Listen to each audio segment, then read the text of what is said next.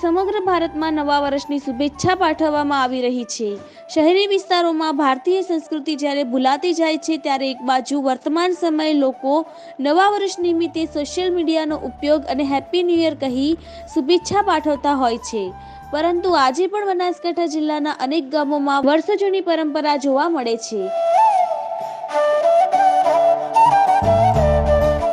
જેમાં ગામના લોકો સોશિયલ મીડિયાને બદલે રૂબરૂ એકબીજાના ઘરે જઈ રામ રામના પવિત્ર શાબ્દિક શબ્દ બોલી નવા વર્ષની શુભેચ્છા પાઠવે છે।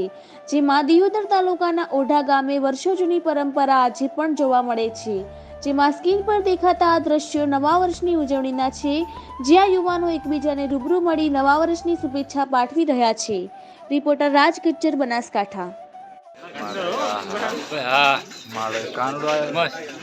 हाँ भाई भाई भाई आ रहा है वाह प्लीज वाह किधर एंट्री एंट्री